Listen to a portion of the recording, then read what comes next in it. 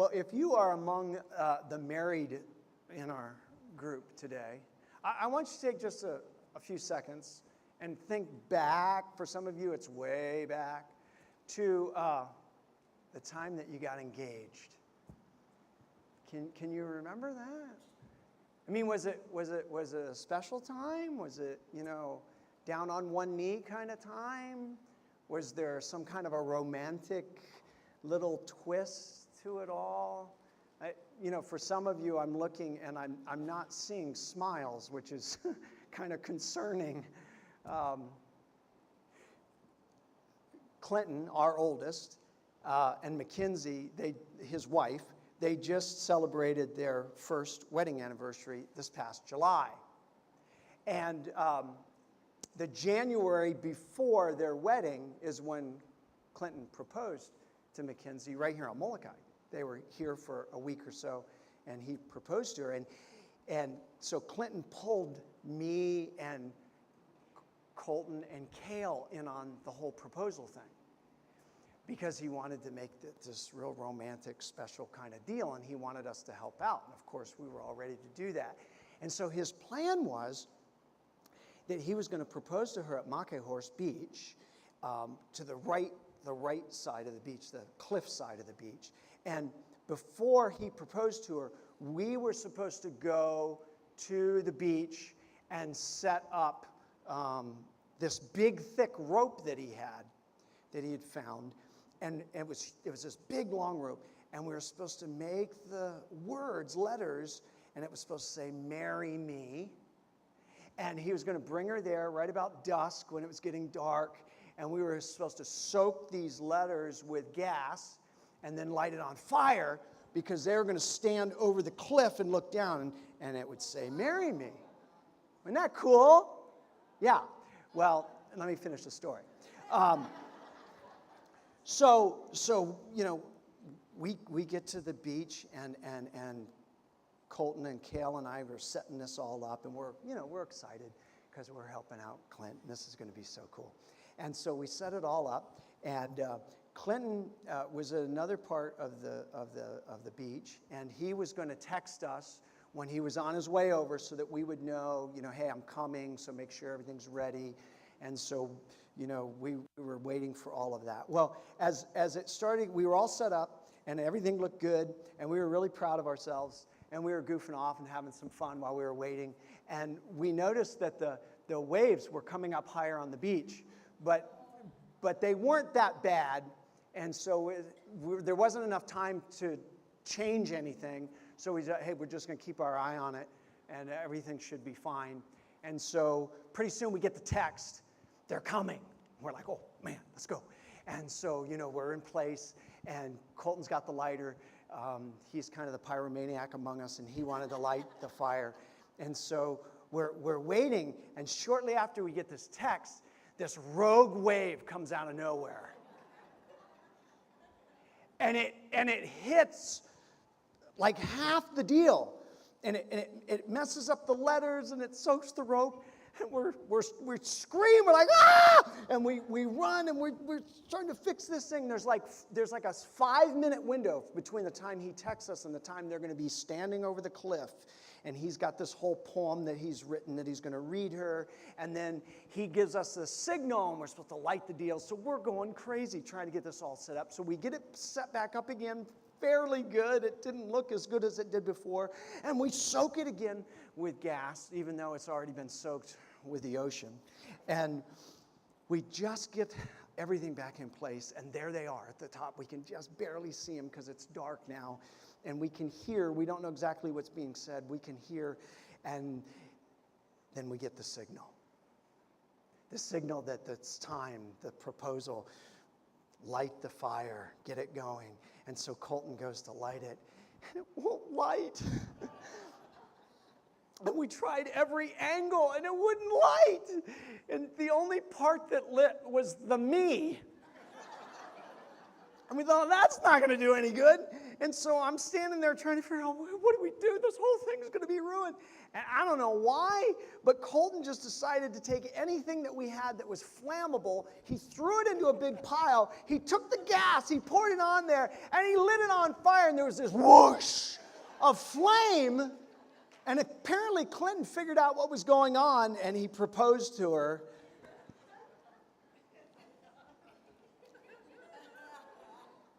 Except for the fact that Mackenzie said yes, this went from this incredibly romantic idea to epic failure.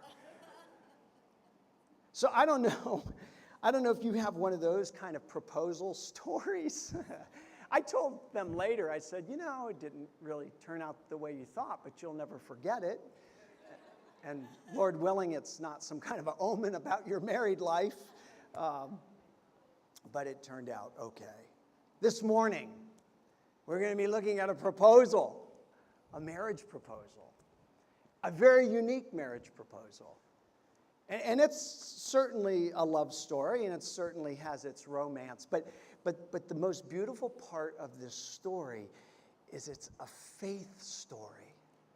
There's a picture of faith in action in this story. And that's what I want us to zero in on in just a few minutes. But before we get into our story, we need to kind of catch up again, just kind of review. Remember, our story is the book of Ruth.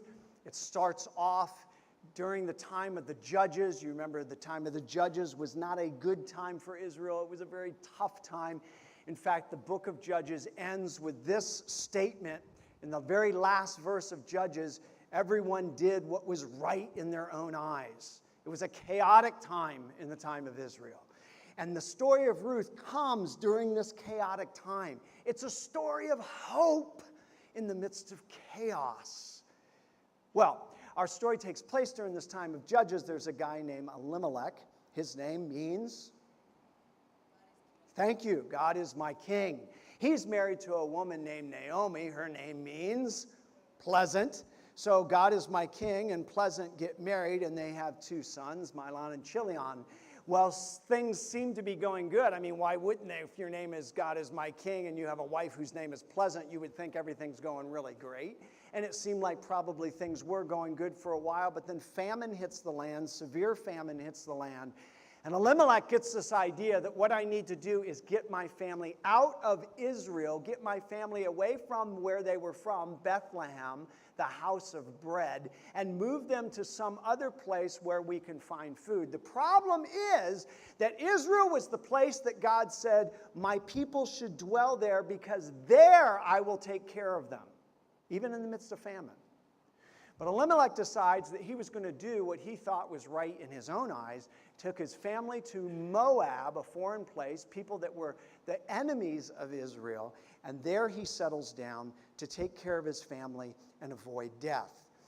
During the time that they're there, the two sons marry Moabite women. In the midst of the time that they're there, 10 years, Elimelech dies, Chilion and Malion die.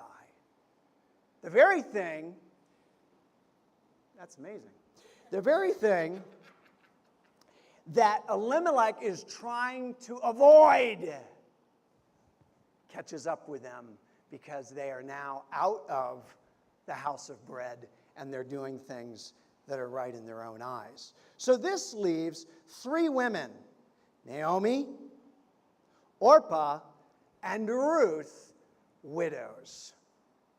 Well, by this time in our story, Naomi has heard after 10 years, things are better back in Israel. The house of bread, Bethlehem, now has bread.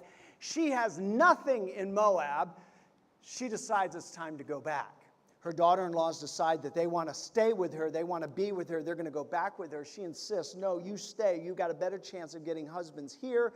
Don't come with me. I am a bitter woman because God has dealt bitterly with me. Orpah decides, I'm going to stay. I think you're right, Naomi. Ruth says, no way. I am with you. You are stuck with me. I'm going to go with you. Your people are going to be my people. Your God is going to be my God. Where you die, I'm going to die. Where you're buried, I'm going to be buried. And so Naomi says, well, I guess there's nothing I can do about it. Come on. And they make their way back to Bethlehem. Now, chapter 1 is kind of depressing. It's kind of despairing. You get out of chapter 1 and you go, man, I don't know if I like this story. But there's one ray of brightness and hope in chapter 1, and it's this amazing woman, Ruth. Because Ruth, in the midst of all this, is this loyal, loving, caring woman. She's not even an Israelite.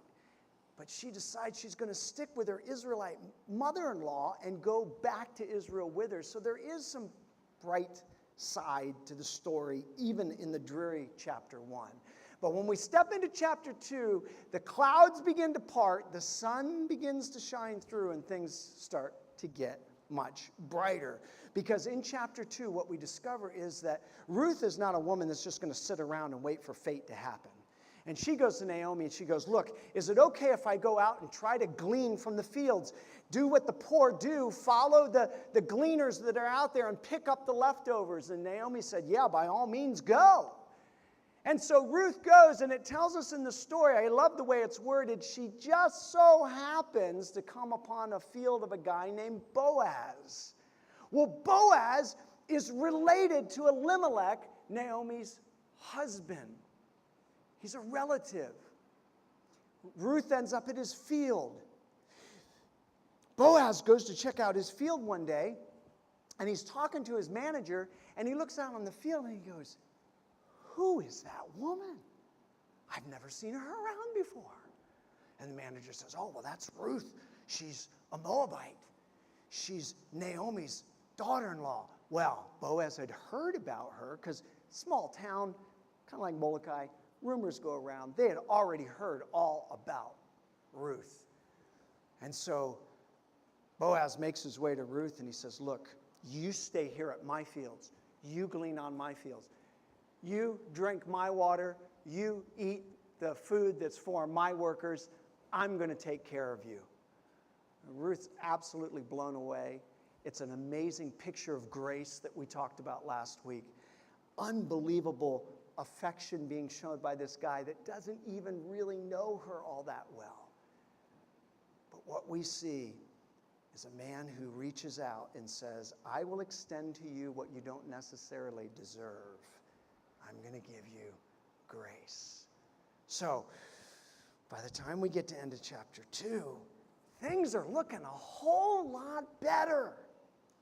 Now, when we step into chapter 3, which we're going to do right now, remember, Ruth has now been gleaning at Boaz's fields for months. Because if you remember in chapter 2, she starts during barley season, she finishes barley season, and Boaz says, hey, go ahead and stay during wheat season.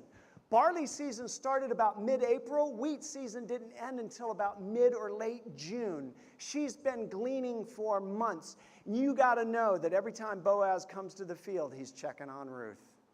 How's she doing? You guys treating her good? Ruth, are they treating you good? Make sure you take care of her. Make sure you throw an extra couple of stalks of grain in there. Here's where we pick up this morning. Chapter 3, verse 1. One day, Naomi said to Ruth, my daughter, it's time that I found a permanent home for you so that you will be provided for. Boaz is a close relative of ours, and he's been very kind by letting you gather grain with his young women. Tonight, he will be winnowing barley at the threshing floor. Now do as I tell you. Take a bath, put on perfume, and dress in your nicest clothes. Then go to the threshing floor, but don't let Boaz see you until he has finished eating and drinking. Be sure to notice where he lies down. Then go and uncover his feet and lie down there. He will tell you what to do. I will do everything you say, Ruth replied. So she went down to the threshing floor that night and followed the instructions of her mother-in-law. After Boaz had finished eating and drinking and was in good spirits, he lay down at the far end of the pile of grain and went to sleep. Then Ruth came quietly, uncovered his feet, and lay down.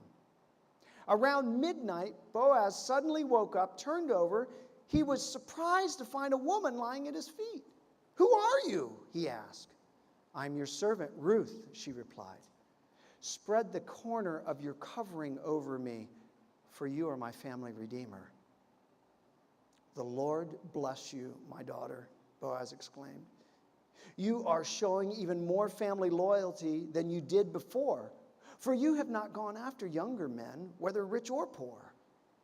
Now don't worry about a thing, my daughter. I will do what is necessary. For everyone in town knows you are a virtuous woman.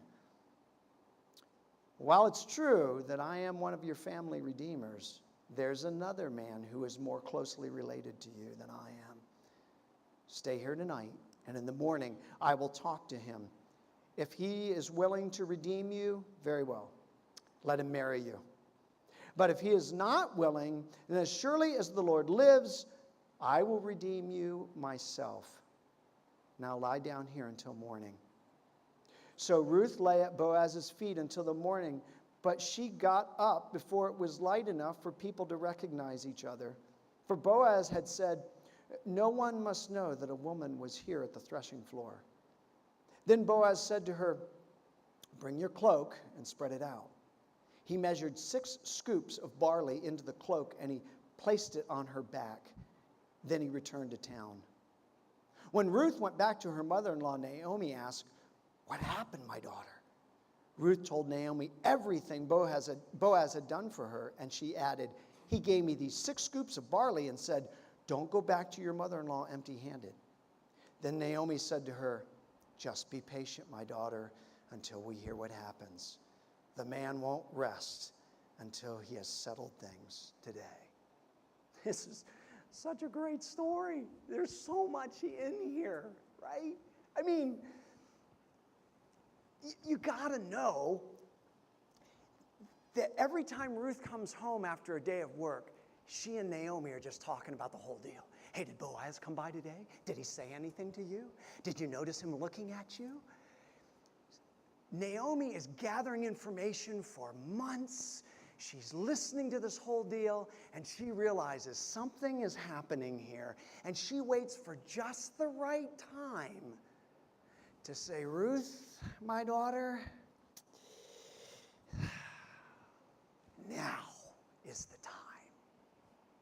Now, before we just pull this apart a little bit more, I need to give you a little bit of background on something that started popping up last week, and I told you that we would look further into.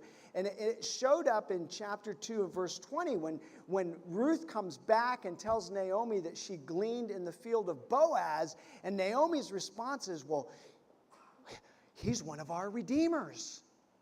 And we see this pop up again in chapter 3, verse 2, and then it shows up in verse 9 and verse 12. This idea of a close relative or a redeemer relative. And you go, what is going on there? It's a very interesting word. It's the Hebrew word goel. And goel means to recover or to redeem. And this is what the deal was. You can go back into Leviticus chapter 25 and Deuteronomy chapter 25. And what you'll see is that God had set it up so that the family was always going to be taken care of.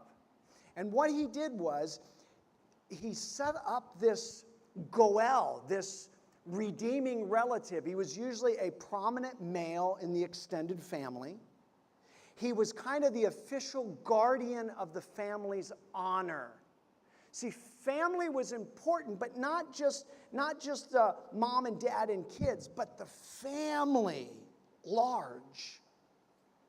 And so this individual, he would be the guy, if someone in the family was murdered, he would be the avenger of the one who got murdered. It would be his responsibility to make sure that justice was done for the family. If land got sold, somebody in the family came on hard times and they had to sell their property and their land, the goel, the redeeming relative, could stand in and purchase that back for them. Because land was huge. It was important that you had land because that was identity. And God also wanted to keep the land within Israel. And so the Goel, the Redeemer, was an important part of that. If a person fell on hard times in that culture, you could sell yourself out as a slave to work off your debt. The Goel could stand up and for that person and purchase their debt and take care of it. See, they were the protector. They were again, the one that was protecting family honor.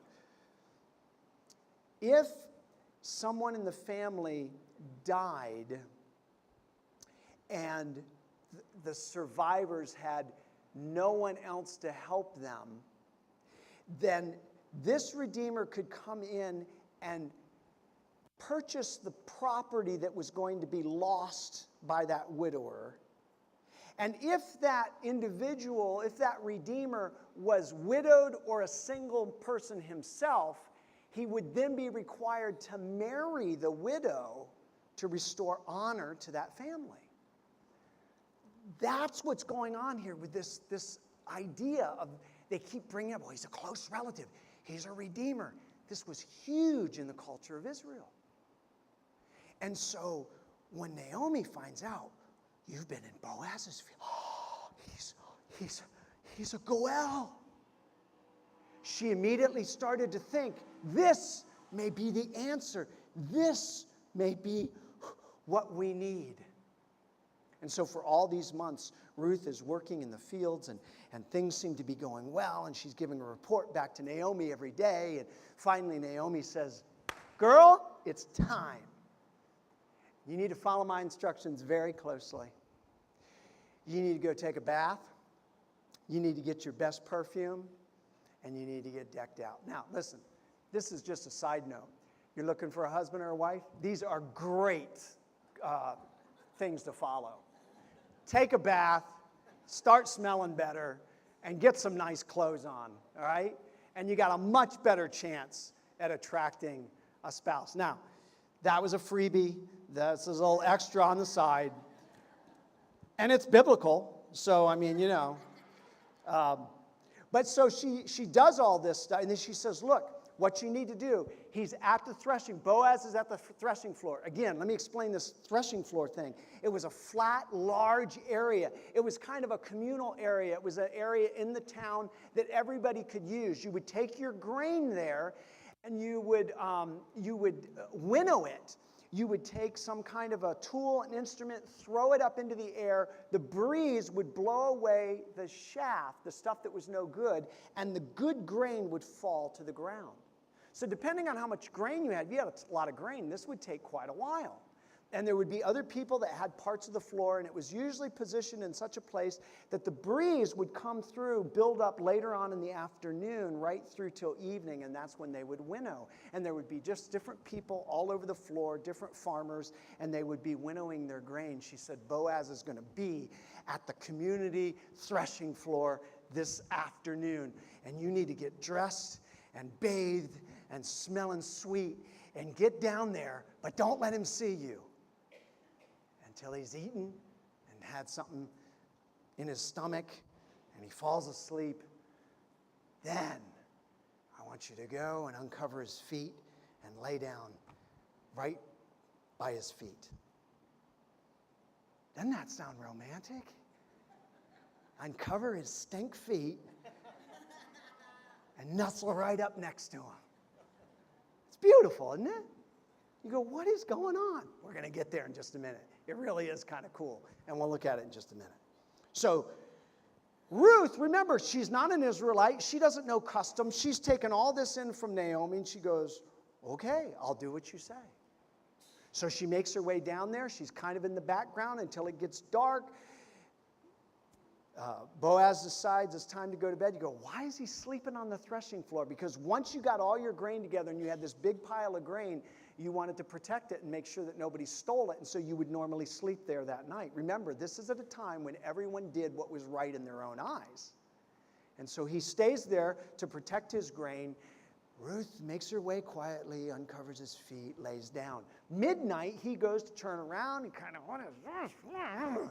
And he sits up and he goes, oh my goodness, there's a woman. Who are you? I'm your maidservant. Cover me up. I say, wow, what's that all about? She just proposed to him. She just said, I want you to marry me. You go, really? Yeah, we're going to talk about that in just a minute. Boaz is blown away, and he goes, man, you have shown more kindness. This is a great word. It's the word hesed. It means loyal love. You have shown more loyal love than before.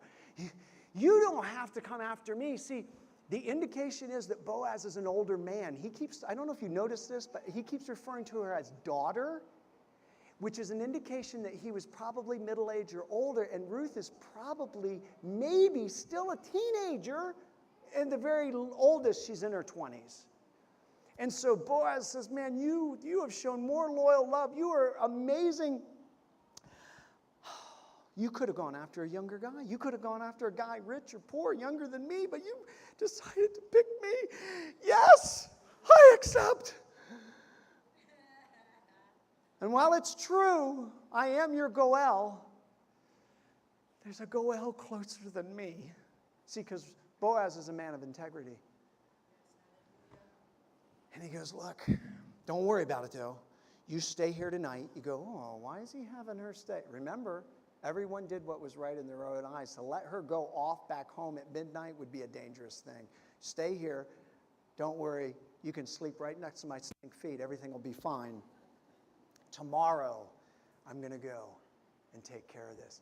And if the Goel, who is a closer Goel than me, decides that he wants to marry you, then fine, let him marry you. But if not, I will tell you, as surely as there is a God living in heaven, I'm going to marry you. See how cool this is? So she gets up just before light, because Boaz says, it's not a good thing that you're here. I don't want anyone to think anything bad. So you go. But before you go, a little something for Naomi. Smart guy, huh? Take care of the mother-in-law. Scoops the grain in there, puts it on her back. She goes home. Naomi, there's no way she slept that night. She's wondering what's going on. Ruth comes in the door. Naomi's like, okay, I want the scoops. What happened? She tells her the whole thing. She goes, by the way, here's some grain for you too. And Naomi goes, look, don't worry about a thing. He's not going to let the day pass before he takes care of this deal. This is just a beautiful picture of love and proposal. And there's a bunch of other things that we could pull out of here, but one of the greatest things that I see is a picture of faith. And as we close out this morning, I want to point out 4 pictures of faith that pop up in this story. Faith that we need to be imitating. So here's the first one. Faith works. Faith works. Naomi tells Ruth in verse 2, hey, Boaz is a close relative of ours. He's been very kind by letting you gather grain with the young women. Tonight, he'll be winnowing barley in the threshing floor. Do as I tell you. Take a bath, put on perfume, dress in your nicest clothes. Then go to the threshing floor, but don't let Boaz see you until he's finished eating and drinking. You say, what's going on? Naomi's saying, Ruth, it's time to continue to get busy on this deal. Don't just sit there. Don't be idle. Get up. Take a bath. Do whatever you can to make this thing happen. Now, she couldn't make it happen. She couldn't force. In fact, Boaz could have turned the whole thing down. He was not obligated. The law didn't obligate him. For one thing, he wasn't the closest Goel. For another thing, the Goel didn't have to do this for anybody in the family. It was kind of assumed that he would to keep the honor of the family going, but he didn't have to. He could have said, look, Ruth, really nice and everything that you want this deal, but I'm a little too old for you. You need to find somebody younger. I'm just not interested. There was nothing that was going to guarantee that this was going to happen, but Naomi said, look, get busy. Do all that you can to help make it happen. Look, Faith is not idle. Faith is active. Listen to what it says in James 2, verse 14. James says, "What good is it, dear brothers and sisters, if you say you have faith, but don't show it by your actions? Can that kind of faith save anyone? Suppose you see a brother or sister who has no food or clothing, and you say, 'Goodbye, have a good day, stay warm and eat well,' but then you don't give that person any food or clothing? What good does that do? So you see, faith by itself isn't enough. Unless it produces good deeds, it is dead and useless." See, God works through what He's already revealed to us. When God reveals something to us, we by faith are to go and act on that, and God works through that. God cooperates with our action when we step out on faith. Faith is not idle. Faith works. When God says something, when we sense that He's saying something, we're to step out and act upon it. See, we have too many people that are using faith, and I don't think it's real faith, but they're using faith as kind of a crutch not to do anything. For instance, someone says, "Well, I don't work because God's my provider. And God's going to take care of me. And God's going to provide for me." Well, is that true that God is a provider?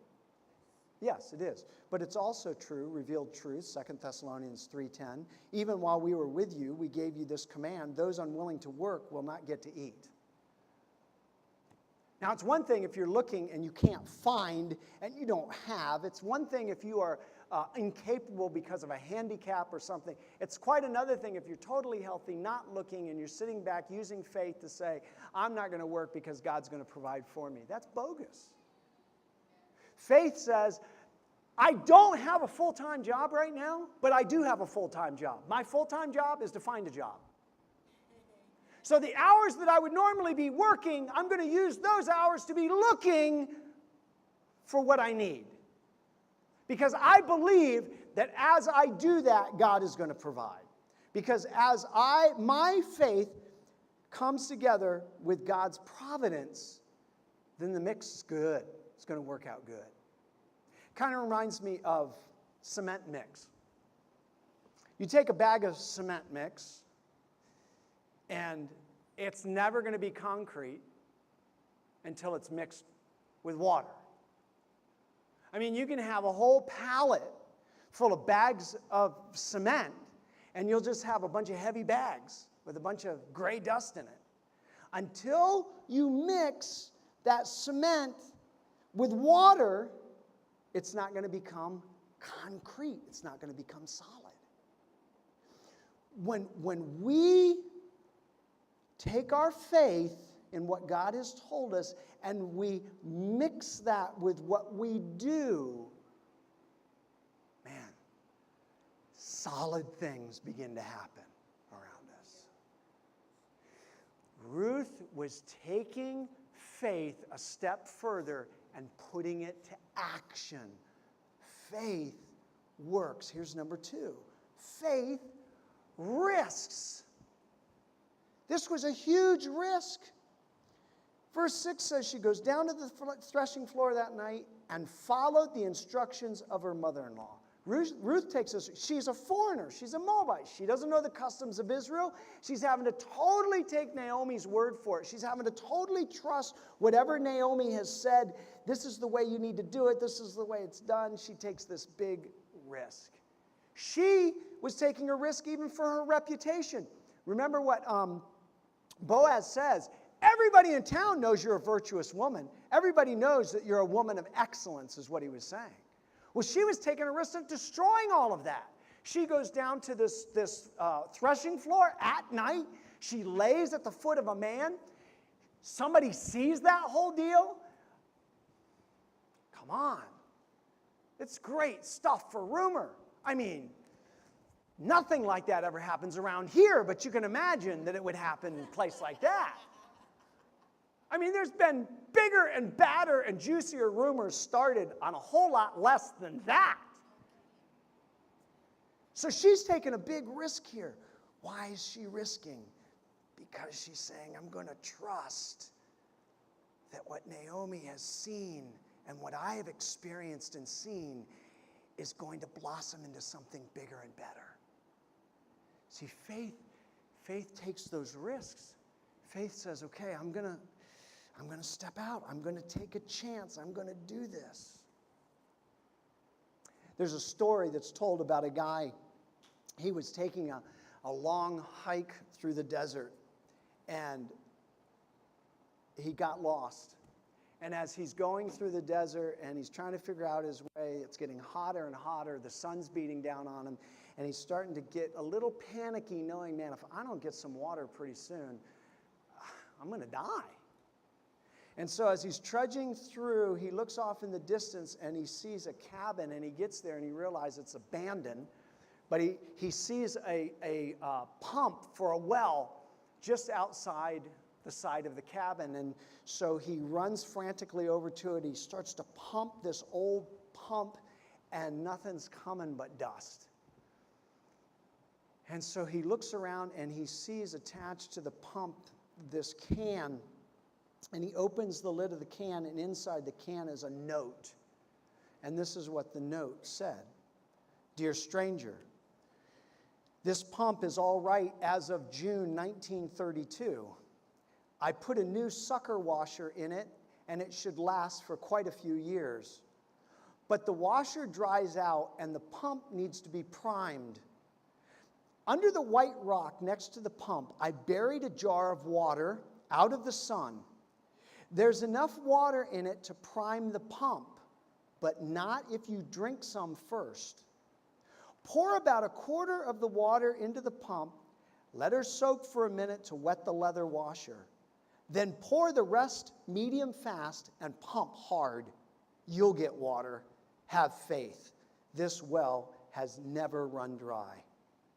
When you get watered up, fill the bottle and put it back as you found it for the next stranger who comes this way. Pete. So here's this traveler reading this note. Here's this pump. Here's this jar of water. Is he going to take the risk? Follow the instructions. Don't drink any of it. Pour it all into this pump, and then you'll have plenty of water. Or is he going to go, no, I at least want a little bit here, and maybe I'll live for a little bit longer. See, the risk factor says, man, who am I going to trust? This or me? For us, it's, who am I going to trust? Him or me? See, we see this all through Scripture. This pops up all through Scripture. You got Noah. God comes to Noah. Says, Noah, there's going to be a flood. Well, there'd never been a flood before. Noah didn't know what a flood was. Not only did he not know what a local flood was, he certainly had no idea what a universal flood was. And so God told him, I'm going to bring a flood. It's going to flood the whole earth. It's going to cover every mountaintop. He can't picture this. He's never seen anything like this before. God says, I want you to build an ark. He doesn't know what an ark is. He's got to go exactly by what God tells him. I want it this long, this wide, this high. I want only one window in it. And, Noah, guess what? You're going to ride this big boat with a bunch of animals that I will bring to you.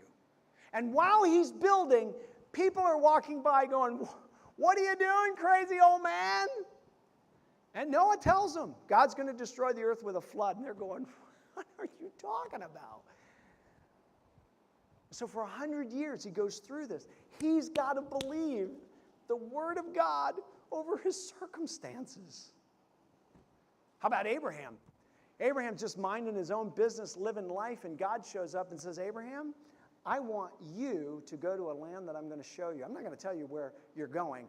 You're just going to take off, and I'll tell you when you get there. And Abraham, I'm going to make you a great nation. From you, all the nations of the world will be blessed. Well, that sounds really good if you have kids. But he's got no kids. He's an old man. 75 years old when God calls him. God says, go. I'm not going to tell you where. I'll tell you when you get there. And you're going to be father of a great nation. Abraham had a choice. He could either believe God and take a risk and leave home and take everything with him, or he could trust himself. How about Joshua? One of my favorite stories. God finally brings the people into the land. They've been wandering in the wilderness for 40 years. God finally brings them in, and they are facing this great city of Jericho that had never been conquered. It had walls so thick that you could drive chariots on top of the walls. That's how thick the walls were. It was impenetrable. And God says, Joshua, you're going to conquer this city if you follow exactly what I tell you to do. I want you to take your whole army, and once a day for 7 days, I want you to march around the city quietly. Don't say a word, don't do a thing. Just march around and go back. Okay, Lord, is that it? No. On the seventh day, I want you to march around not once, but 7 times. And on the 7th time, you're going to give the signal. There's going to be a great cry, a great cry out to me, and I'm going to make the walls fall down. Well, Joshua's got a decision to make.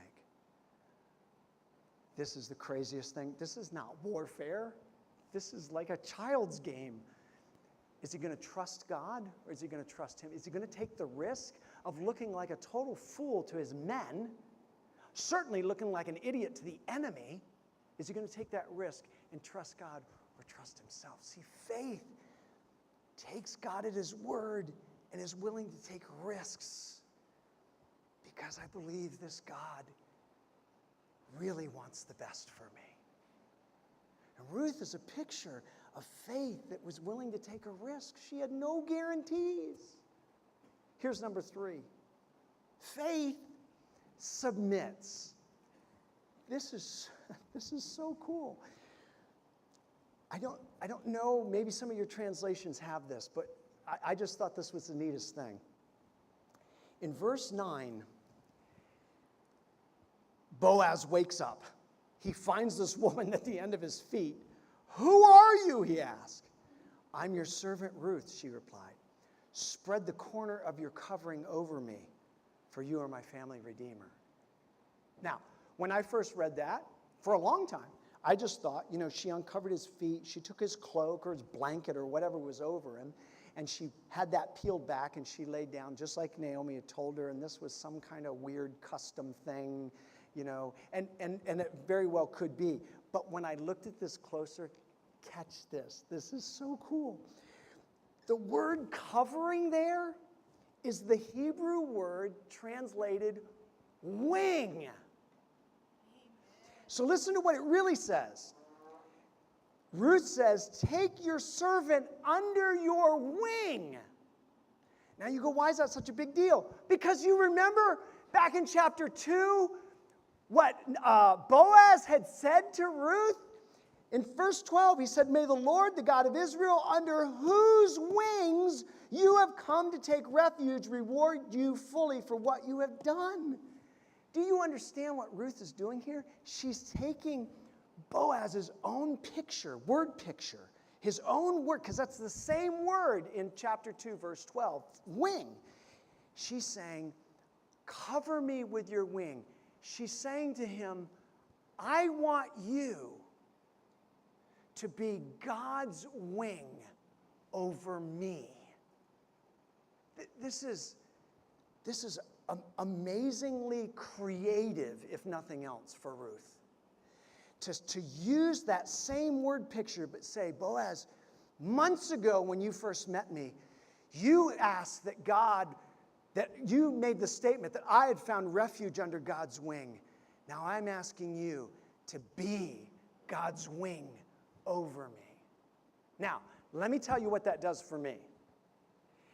That gives me an even better picture of the role of a wife in Ephesians 5:22. Because listen to what it says. Wives, this means submit to your husbands in the Lord. See, faith submits.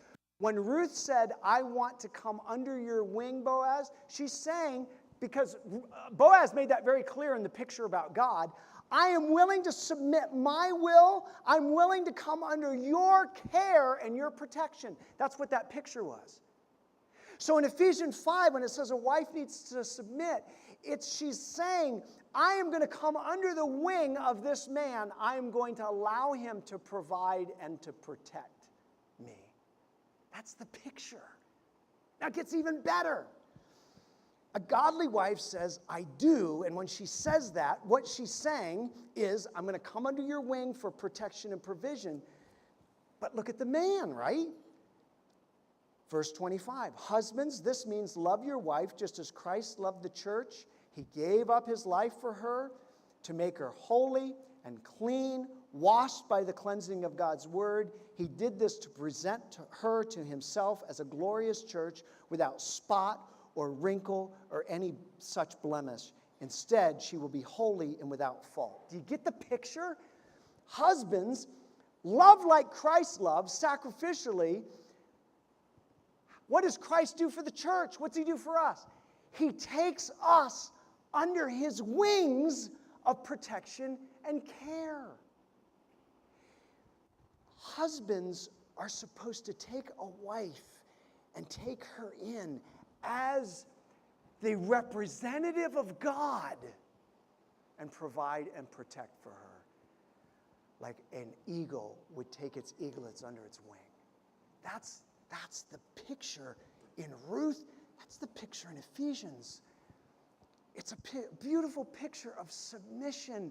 It's a beautiful picture of the responsibility of the man to be God to his wife. This is heavy stuff. And I've shared this with you before. Years ago, I remember sharing, not this particular picture, but just the picture of a man living sacrificially for his wife, giving up his life for his wife. That doesn't mean just dying for her. That means giving up life, the things that I want to do for her. I'm going to sacrifice for her. That's what it means to be this covering, this person that takes this woman under the wing. And I remember sharing this with a guy, and he was going through marital problems. They'd only been married 3 months, and he looked at me and he goes, wow. If I had known that, I never would have got married. And you know what? There's a lot of guys out there that should know this because they shouldn't be getting married. Because they're not ready for this. That's why marriages are falling apart all over the place. Because we don't understand God's plan. It's not just an excuse to get together and have sex legally. It's about this amazingly beautiful picture of a woman saying, I accept your proposal to come under your wing as a representative of God, and I am going to submit to your provision and your protection. It is an amazingly beautiful picture. And we see it right here. Ruth proposes by saying, put your wing over me because I'm ready. This is great stuff. What's she saying? I'm going to submit to you, Boaz, as my provider and my protector. I'm going to submit to you, Boaz, as God's representative. Put your wing over me. See, faith says, God, I'm a little scared because I don't know where this ride's going. God, I know you don't have to tell me everything that's going to happen when it happens. But I'm stepping underneath your wing. And by faith, I'm submitting to you. See, that's what faith does. Faith submits. And here's number 4. Faith waits. Faith waits. In verse 18, then Naomi said to her, just be patient, my daughter, until we hear what happens. The man won't rest until he has settled things today. Can you imagine how this whole story changes if Ruth is impatient? She comes home. Naomi says, hey, how'd it go? What happened? Ruth gives her the whole story. And then she goes, I'm not sure he's going to be able to handle this right. You know men. They never say what they're supposed to say. I know he's going to screw it up. I mean, for crying out loud, he's middle-aged, he's never gotten married. There's a reason for that. He's probably screwed it up before. I need to go take care of this situation. And Ruth could have got herself all worked up. I got to make sure that this happens, and goes down there. Boaz, have you talked to him yet? No, I'm waiting for the guy. Look, you got to make it happen. We got to get married. You got to make sure. The whole thing could have just blown up if Ruth hadn't taken Naomi's advice and was patient. Okay, I'm going to wait. See, it's in our faith waiting that our faith grows. If we always get what we think God has said and promised, if we always get it right away, then our faith doesn't have a chance to grow. But when we have to trust God's timetable and God's time frame, it gives an opportunity for our faith to get enlarged. Because the problem is not that we have too much faith, that our faith is too big. The problem is, for most of us, our faith is too little. Remember what Jesus said to Peter one time? Oh, you of little faith. I don't think one day when I get to heaven and I stand before the Lord, I don't think God's going to go, Randy, you got it all pretty good, but I just got to tell you, your faith was just too big. you had faith just way too big.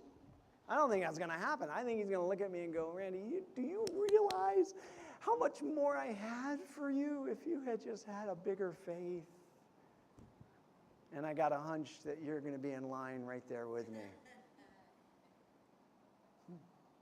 There's a story about two friends that went out fishing, and one guy he'd catch a big fish, and he'd catch these big fish, and excitedly he'd say, oh yeah, and he'd take that fish off the hook, and he'd put it in his cooler. And his friend would catch a big fish, and the friend would catch a big fish, and he would catch it, and he'd look at it disappointedly, he'd say, oh man, and he'd take the hook out of the fish, and he'd throw it back in the water.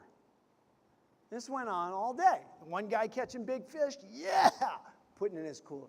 The other guy catching big fish, oh man, taking off, throwing it back in the water. Finally, the one guy catching the big fish, he looks at his friend, he says, look, what's going on? I don't get it. You catch big fish, keep throwing them back. What'd you come fishing for if you don't want to catch big fish?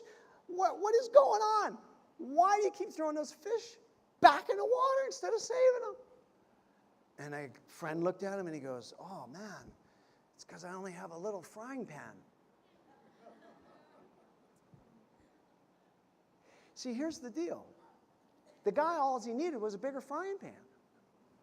Right? That's all he needed. How many times do we miss the amazingly big things that God has for us because our frying pan's too small? We throw it back, I don't know, it's kind of risky, it's kind of scary, I don't know. And because of our faith is so small. And you say, well, how does that faith grow? Sometimes God allows us to have to wait patiently on Him so that He can grow our faith, so He can send bigger and bigger fish our way.